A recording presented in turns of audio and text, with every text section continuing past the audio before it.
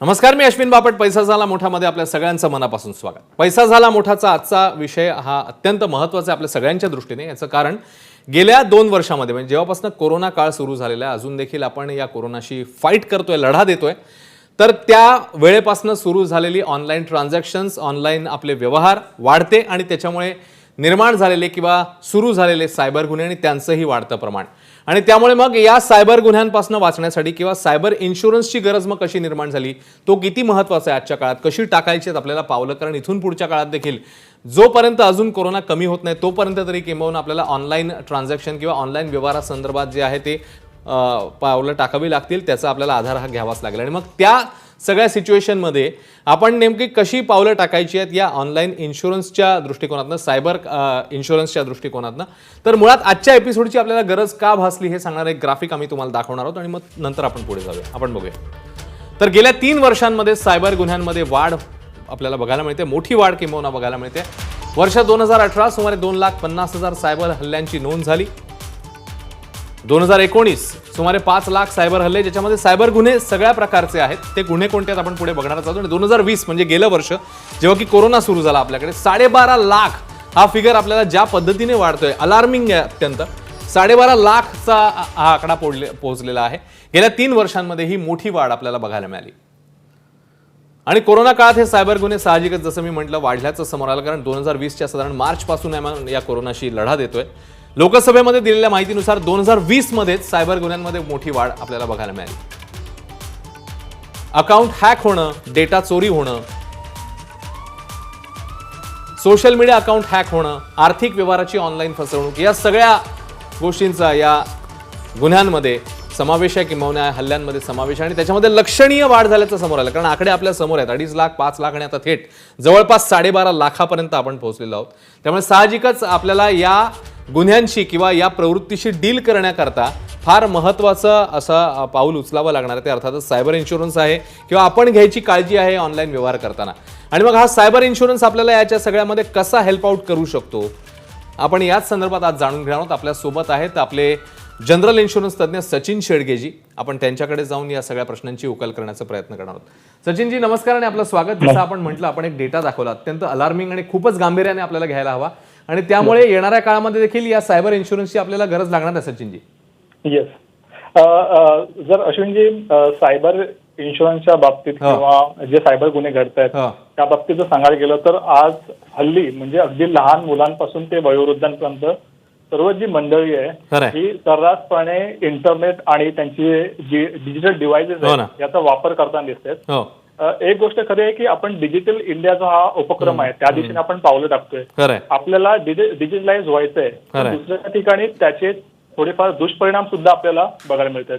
जशी आता आपण आकडेवारी सांगितली त्याप्रमाणे प्रत्येक नवीन दिवशी आपल्याला कुठे ना कुठे सायबर अटॅक झाल्याचं आपल्याला ऐकायला मिळते. आणि त्यामुळे बऱ्याचशी जी आपली सर्वसामान्य लोक आहेत त्यांना आर्थिक अडचणींना सामोरं जावं. मग ह्या आर्थिक जी त्यांच्यासमोर जे नुकसान होत आहे त्यापासून त्यांचं संरक्षण करण्यासाठी म्हणून काही इन्शुरन्स कंपनीने सायबर इन्शुरन्स हा विमा मार्केटमध्ये लॉन्च केला आहे.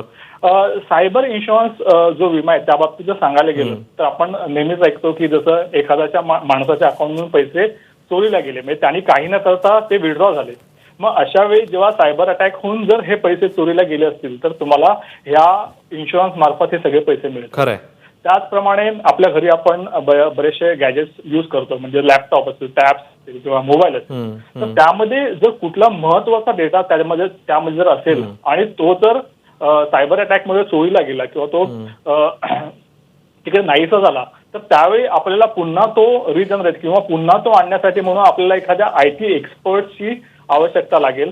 आणि मग अशा वेळी जी IT एक्सपर्टची जी कॉस्ट असते, जी त्याची फी असते, ती सुद्धा इन्शुरन्स कंपनी तुम्हाला ह्या विम्यामार्फत देते. त्याचप्रमाणे जसं सांगितलं की आपले सोशल मीडिया अकाउंट्स आहेत, मग ते फेसबुक असेल, ट्विटर असेल किंवा इंस्टाग्राम.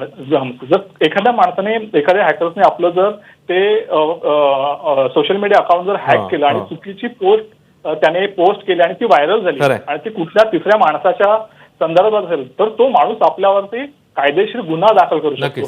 अशा वेळी आपल्याला माहिती आहे की हे आपण केलेलं नाहीये, पण हे प्रूव्ह करण्यासाठी म्हणून तुम्हाला एखाद्या चांगल्या फॉरेन्सिक एक्सपर्टची तुम्हाला तिकडे गरज लागेल. आणि मग आजच्या तारखेला फॉरेन्सिक एक्सपर्टची जी कॉस्ट आहे ही खूप मोठी आहे. तर हे फॉरेन्सिक एक्सपर्ट जे आहेत हे तुमचा नेमका हा सायबर अटॅक कोणी केला, कुठून झाला, हे सगळे तुम्हाला माहिती येतं. मग ही कॉस्ट सुद्धा इन्शुरन्स कंपनी तुम्हाला त्या विम्यामार्फत देते. बरोबर. त्याचप्रमाणे जर माझ्यावरती जर कायदेशीर कारवाई झाली तर मला सुद्धा प्रोटेक्ट करण्यासाठी म्हणून मला माझा लॉयर किंवा माझा वकील त्या ठिकाणी अपॉइंट करावा लागेल. मग अशा वेळी ती वकिलाची फी सुद्धा आहे, ती सुद्धा इन्शुरन्स कंपनी तुम्हाला या सायबर इन्शुरन्सच्या मार्फत देते. त्यानंतर बऱ्याच वेळा असं होतं की आपल्याला वेठीत धरून ठेवण्याचा प्रयत्न करतो, म्हणजे त्याला आपण एक्स्टॉर्शन म्हणतो, की आपल्या लॅपटॉपवर एखादा कुठेतरी एक लिंक किंवा मेल किंवा मेसेज येतो आणि त्यावरती आपण क्लिक करतो आणि आपली पूर्ण सिस्टम जी आहे ना ही लॉक करून टाकतात. ते मग ते हॅकर्स म्हणतात की आमच्या अकाउंटमध्ये एवढे पैसे तुम्ही जमा केल्याशिवाय आम्ही तुम्हाला सिस्टम पुन्हा चालू करून देणार नाही. मग अशा वेळी इन्शुरन्स कंपनीच्या मदतीने तुम्ही ह्या ज्या सगळ्या सिच्युएशन्स आहेत ह्या तुम्ही हँडल करू शकता. त्याचप्रमाणे सायबर हल्ल्यामुळे बऱ्याचशा लोकांना मानसिक त्रास सुद्धा होतो आणि मग मानसिक त्रास जेव्हा होतो तेव्हा आपल्याला एखाद्या चांगल्या मानसोपचार तज्ञाची आवश्यकता लागेल. ती त्यांची जी फीज आहे ती सुद्धा इन्शुरन्स कंपनी तुम्हाला या इन्शुरन्सच्या माध्यमातून देतात. तर मला वाटतं येणाऱ्या काळामध्ये जशी मेडिक्लेम पॉलिसी प्रत्येकाला गरजेची आहे त्या जसजशी आपण डिजिटलाइज आणि ऑनलाईन ट्रान्झॅक्शन जेवढे वाढतात त्याप्रमाणे मला वाटतं सायबर इन्शुरन्स हा सुद्धा एक महत्वाची पॉलिसी येणाऱ्या काळामध्ये असणार आहे. खरं. पण मग हे सायबर इन्शुरन्स आपल्याला घेण्यासाठी नेमकी प्रोसिजर काय, प्रक्रिया काय, कोणकोणती कागदपत्र लागतात, कसं आपल्याला पुढे जायचं, अप्रोच कसं व्हायचं? नॉर्मली सायबर इन्शुरन्स तुम्ही दोन्ही पद्धतीने ऑनलाईन आणि तुमच्या ऑफलाईन म्हणजे तुमचा जो विमा सल्लागार आहे त्याच्या मार्फत तुम्ही घेऊ शकता. ह्याची खूप सिंपल प्रोसेस आहे. त्यांचा एक फॉर्म असतो त्यामध्ये संपूर्ण तुम्हाला माहिती द्यायची असते तुमच्या संदर्भातली, तुमच्याकडे जे तुम्ही डिजिटल जे गॅजेट्स तुम्ही वापरताय त्या संदर्भातली संपूर्ण माहिती जर तुम्ही त्यामध्ये दिली आणि तुम्हाला किती अमाऊंटचा विमा घ्यायचा तर ही फक्त तुम्हाला इन्फॉर्मेशन घेऊन हा विमा तुम्ही घेऊ शकता. बर. पण मग जसं आपण तुम्ही म्हणालात की अगदी सोपी प्रोसिजर आहे, म्हणजे ज्या वेळेपासून तुम्ही तो विमा काढलेला आहे किंवा ज्या तारखेला तुम्ही तो विमा काढलेला आहे त्या तारखेपासून मग लगेचच, म्हणजे मला तुम्हाला हे विचारायचं आहे की त्या तारखेपासून साधारण कुठच्या तारखेनंतर आपल्याला त्याचे पैसे मिळू शकतात किंवा एकूणातच इन्शुरन्स हा आपण कव्हर होऊ शकतो का इमिजिएट इफेक्ट तो जो आहे तो नियम लागू होत असतो? बरोबर. म्हणजे नॉर्मली जी आपली मेडिक्लेम पॉलिसी असते त्यामध्ये वेटिंग पिरियड असतो. त्याच्याच अनुषंगाने मला विचारायचं. ओके. तर सायबर विमा म्हणजे तसं काही नाही. ज्या दिवशी तुम्ही विमा काढला त्या दिवसापासून तुमचं तो विमा सुरू होतो आणि साधारण 12 महिन्याची म्हणजे 1 वर्षासाठी हा विमा असतो आणि तो पुन्हा तुम्ही रिन्यू करू शकता. तर त्यामुळे ह्याच्यामध्ये असे कोणते वेटिंग पिरियड नाहीये. बर. पुन्हा एकदा आपण म्हणजे जेव्हा की हा आताच्या काळामधली ही फार मोठी गरज बनलेली आहे, कारण आपल्याला सायबर गुन्ह्यांचं वाढतं प्रमाण आपण बघितलं, आकडेवारी बघितली, तर आपण आपल्या प्रेक्षकांना, म्हणजे मी काही मुद्दे त्याच्यामध्ये मांडलेले होते तरी पुन्हा एकदा सांगूया की या सायबर इन्शुरन्समध्ये कोणकोणते गुन्हे नेमके कव्हर होतात किंवा कोणकोणत्या गुन्ह्यांपासून आपल्याला प्रोटेक्शन मिळू शकतं, तर तुम्ही त्याच्यामध्ये कसं हायलाईट करा?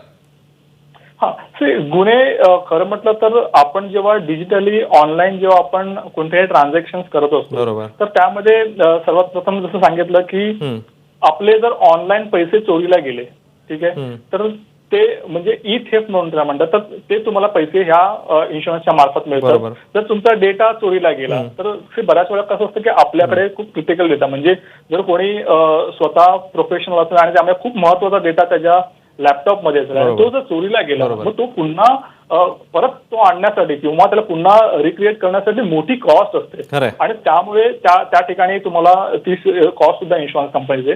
इव्हन जेव्हा आपण मी फेसबुक किंवा हे जे सोशल मीडिया अकाउंट्स आहेत त्या ठिकाणी आपल्या नावाची बदनामी होऊ शकते, कारण जर माझं सोशल अकाउंट जर हॅक केलं तर माझं नाव तिकडे खराब होतं. त्यामुळे ई प्रत सुधारण्यासाठी सुद्धा इन्शुरन्स कंपनी त्या ठिकाणी तुम्हाला पैसे देते. आपल्याला सचिनजी काही प्रश्न देखील यायला लागलेले आहेत आपल्या एबीपी माझाच्या फेसबुक पेजवर. शुभम जैन असं विचारतायत की सायबर क्राईम झाला तर इन्शुरन्स पॉलिसी क्लेमसाठी कोणकोणत्या कागदपत्रांची गरज पडेल? ओके. सायबर क्राईम झाला तर नेमका क्राईम कोणत्या प्रकारचा आहे, म्हणजे तुमचं नेमकं कोणतं नुकसान झालंय, की तुमचं डेटा चोरीला गेलाय, की तुमचे ऑनलाईन पैसे ट्रान्सफर म्हणजे कोणी चोरी करून गेलेत, की तुमचं कोणतं अकाउंट हॅक झालं. तर त्याप्रमाणे जी बेसिक गोष्ट आहे की तुम्हाला सायबर पोलीसमध्ये त्याची FIR करावी लागेल, ठीक आहे, आणि FIR ची कॉपी. त्यानंतर जे तुमचं नुकसान झालंय, जर तुम्ही कुणाला फॉरेन्सिकला किंवा तुम्ही IT एक्सपर्टला किंवा तुम्ही लॉयरला अपॉइंट करताय त्याचा संपूर्ण तपशील जर तुम्हाला इन्शुरन्स कंपनीला द्यावा लागतोय. आणि ह्याच्यामध्ये एक महत्वाची गोष्ट म्हणजे जेव्हा असा कोणता सायबर अटॅक होतो त्यावेळी तुम्हाला इन्शुरन्स कंपनी तुमच्या बाजूला येऊन उभी राहते आणि तुम्हाला ह्या संपूर्ण जो तुमच्यावरती ही जी प्रसंग आला असतो तर त्या ठिकाणी तुम्हाला ती मदत करते. बर, अजून एक प्रश्न आपल्याला आलेला आहे. रवींद्र भोजने असे विचारतायत की which are the losses protected under cyber insurance especially for senior citizen and what is the minimum premium? Okay, see आपण कव्हरेजेसच्या बाबतीत सांगितलं म्हणजे ई थेफ्ट आहे, तुमचं डेटा लॉस आहे, तुमचं ई रेप्युटेशन आहे, तर ह्या सगळ्या गोष्टी आपल्याला कव्हर मिळतात, कव्हर होतातच. ह्याचा प्रीमियमच्या बाबतीत सांगायला गेलं तर सगळ्यात पहिलं मी सांगतो की हा जो विमा आहे जो सम इन्शुरन्स म्हणजे किती राशीपर्यंत घेऊ शकतो, तर साधारण 50,000 ते 1 कोटीपर्यंत हा वेगवेगळ्या टप्प्यामध्ये हा तुम्ही विमा घेऊ शकता. आणि याचा प्रीमियम जर बघायला गेलं तर 50,000साठी साधारण 1,000 रुपयाच्या आतमध्ये तुम्हाला मिळेल आणि जर 1 कोटीचा विमा घेतला तर साधारण 20 ते 25,000 पर्यंत तुम्हाला हा विमा मिळेल. इकडे एक छोटासा ब्रेक आपण घेणार आहोत या पैसा झाला मोठामध्ये, कारण अजूनही काही प्रश्न आहेत आणि ज्याच्यामध्ये आता आपण काही जे पॉइंटर्स आपल्या प्रेक्षकांना ग्राफिकल दाखवतोय ज्याच्यामध्ये फिशिंग ईमेल सारखे देखील मुद्दे आहेत, तर त्याच्याबद्दल देखील आपल्याला अधिक प्रकाश टाकायचा आहे. एक छोटासा ब्रेक या ठिकाणी. एबीपी माझाच्या फेसबुक पेजवर तुम्ही प्रश्न विचारतच राहा. खूप महत्त्वाचा विषय चालू आहे सध्याच्या काळाच्या दृष्टीने, सायबर इन्शुरन्स केव्हा गरजेचा आहे. एक छोटासा ब्रेक, लगेच परत येतोय पाहत राहा पैसा झाला मोठा. आपण बघताय पैसा झाला मोठा एबीपी माझावर. आजचा आपला विषय सुरू आहे तो म्हणजे सायबर इन्शुरन्स केव्हा गरजेचा आहे, खास करून कोरोना काळात सायबर इन्शुरन्सचं महत्त्व किती आहे. आपल्या सोबत आहेत जनरल इन्शुरन्स तज्ञ सचिन शेडगेजी आणि एबीपी माझाच्या फेसबुक पेजवर तुम्ही देखील प्रश्न विचारताय आम्हाला, ते देखील आपण घेतोय. आपण सचिनजींकडे पुढचा प्रश्न घेऊन जाऊया. सचिनजी, हेमंत शेडगे असं विचारतायत की जर मी इंटरनेट बँकिंगचा वापर करतो तर माझी बँक माझा सायबर विमा काढू शकते का? जर तुम्ही इंटरनेट बँकिंग करत असाल तर त्या ठिकाणी सायबर इन्शुरन्स नॉर्मली बँक काढत नाही, हा आपल्याला स्वतःला काढावा लागतो. पण बऱ्याचशा बँक्स आता इनिशिएटिव्ह घेत आहेत की त्यांचे जे ग्राहक आहेत त्यांना प्रोटेक्ट करण्यासाठी म्हणून आता ते पण त्या इन्शुरन्सकडे वळताना दिसत आहेत. एक प्रश्न विठ्ठल यांचा आहे. विठ्ठलजी असं विचारतायत, ऑनलाईन लोन काढताना काय खबरदारी घ्यावी आपण?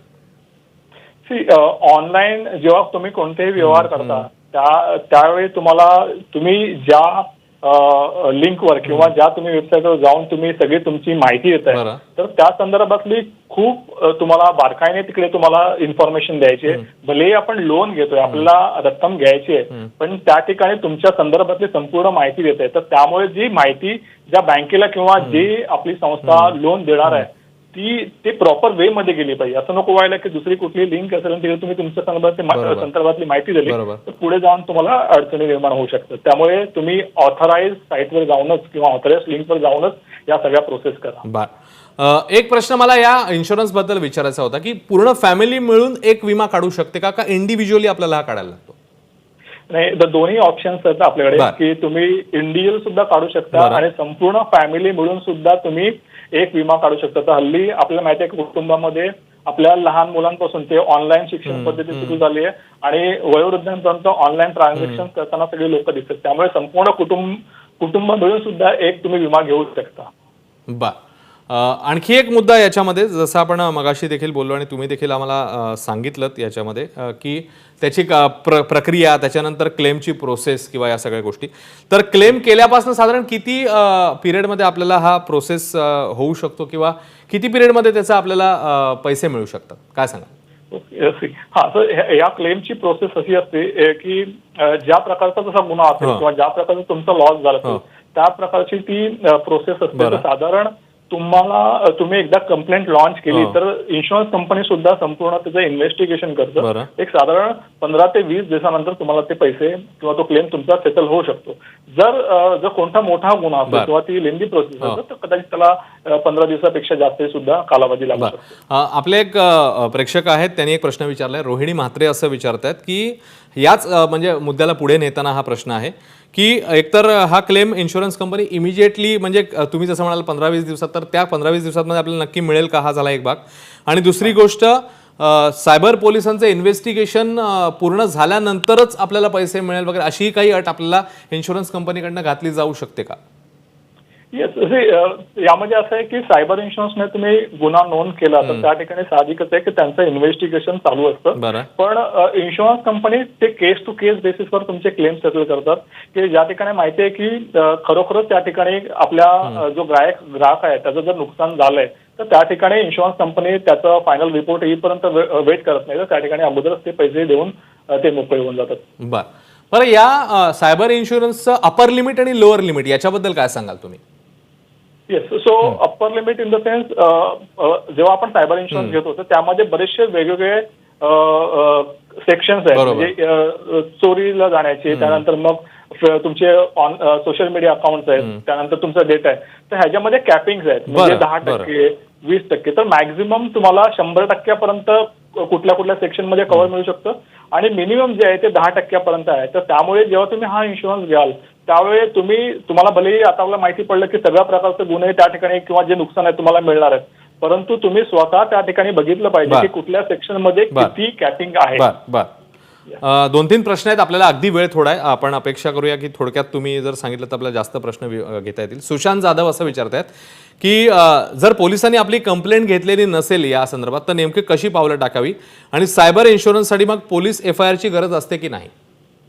पोलीस FIR ची आवश्यकता असते, पण जर सायबर इन्शुरन्स हा थोडासा विमा इतर विम्यांपेक्षा वेगळा आहे.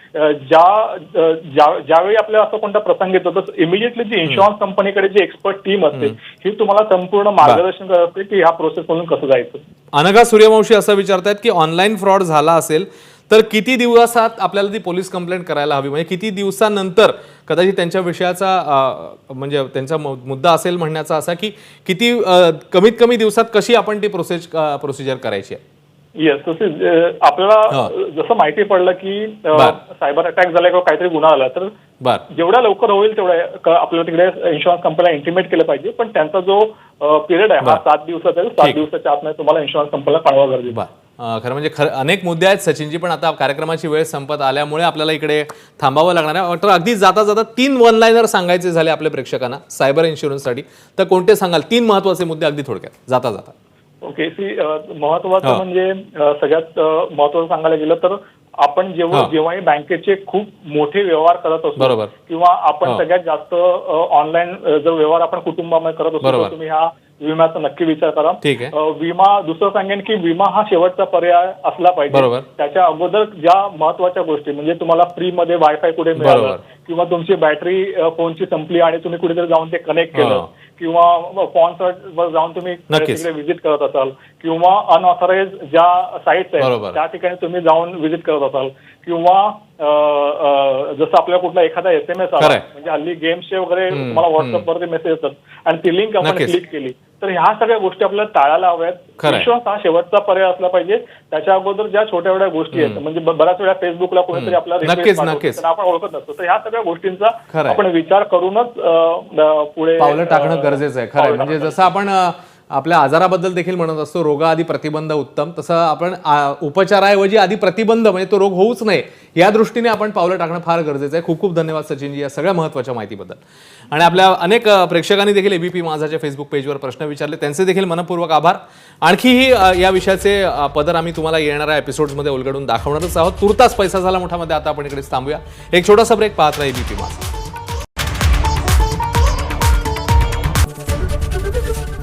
ABP माझा, उघडा डोळे बघा नीट.